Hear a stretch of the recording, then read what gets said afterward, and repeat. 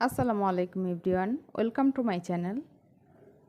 আজকের পর্বে আপনাদের জন্য থাকছে তাল দিয়ে তালের মালপোয়া পিঠা। একদম পারফেক্টভাবে এই মালপোয়া পিঠাটা কিভাবে তৈরি করতে হয় আজকে আমি এটা সহজভাবে দেখিয়ে দিব। এই পিঠাটা দেখতে যতটা না সুন্দর, খেতে আলহামদুলিল্লাহ অনেক মজার। আশা করছি আজকের রেসিপিটা সবার ভালো লাগবে। তো চলুন চলে যাই মূল পর্বে। আজকের এই পিঠাটা তৈরি করতে যা যা লাগছে দেখে নিই। তো একটা মিক্সিং বোলে আমি 1.5 কাপ চালের গুঁড়া নিয়ে নিচ্ছি। এটা ভিজা চালের গুঁড়া, আপনারা চাইলে শুকনো চালের গুঁড়াও নিয়ে নিতে পারেন। নিয়ে নিচ্ছি 1/2 কাপ ময়দা।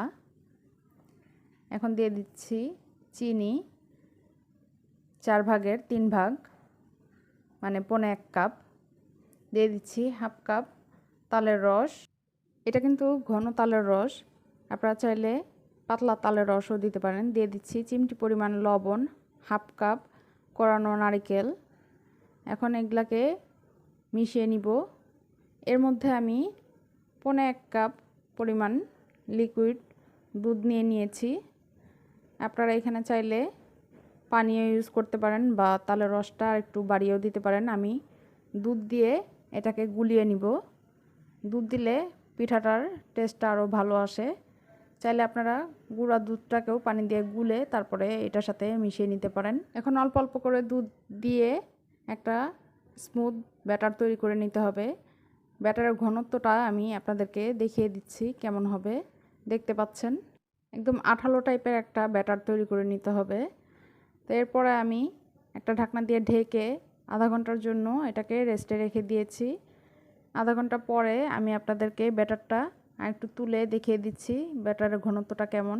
ব্যাটারটা এরকম ঘনত্বই থাকতে হবে, তা না কিন্তু পাতলা হয়ে গেলে কিন্তু পিঠা ভালো হবে না। তো চুলায় একটা কড়াইতে তেল গরম হতে দিয়েছিলাম। তেলটা গরম করে আপনাদের ইচ্ছা অনুযায়ী বড় বা ছোট পরিমাণ করে তারপরে ব্যাটারটা দিয়ে নেবেন।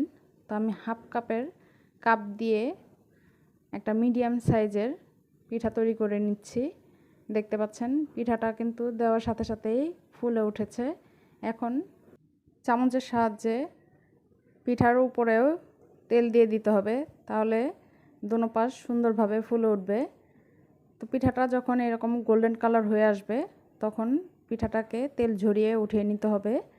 আর এরকম পর্যায়ে চুলার আঁচটা কিন্তু থাকবে একদম মিডিয়াম টু হাই হিটে। খুব বেশি আঁচে পিঠা ভাজতে যাবেন না, তাহলে উপরের পিঠটা লাল হয়ে যাবে, ভিতরে কিন্তু পিঠা কাঁচা থেকে যাবে। তো এইভাবে করে আমি সবগুলো পিঠাই তৈরি করে নিব। তো আমি আরেকটা পিঠা এইভাবে করে তৈরি করে দেখিয়ে দিচ্ছি। আমার পিঠা তৈরি করা হয়ে গিয়েছে। আমি আপনাদেরকে দেখিয়ে দিচ্ছি পিঠাগুলো কেমন হয়েছে। একদম ফুলকো ফুলকো পিঠা, খেতে কিন্তু আলহামদুলিল্লাহ অনেক মজার। আর আমি একটা ভেঙেও দেখিয়ে দিচ্ছি ভিতরটা কেমন হয়েছে। পিঠার ভিতরটা দেখতে পাচ্ছেন একদম পারফেক্ট একটা মালপোয়া পিঠা হয়েছে। আমার রেসিপি ফলো করে আপনারা তৈরি করলে আপনাদের পিঠাগুলোও এইরকমই হবে। তো আশা করছি আজকের রেসিপি আপনাদের সবার ভালো লেগেছে। আর এরকম সহজ সহজ রেসিপি পেতে আমার চ্যানেলটিকে সাবস্ক্রাইব করে আমার পাশেই থাকবেন। তো আজ এই পর্যন্তই বিদায় নিচ্ছি। দেখা হবে অন্য কোনো রেসিপি নিয়ে। সেই পর্যন্ত সবাই ভালো থাকবেন, সুস্থ থাকবেন, আমার জন্য দোয়া করবেন। আল্লাহ হাফেজ।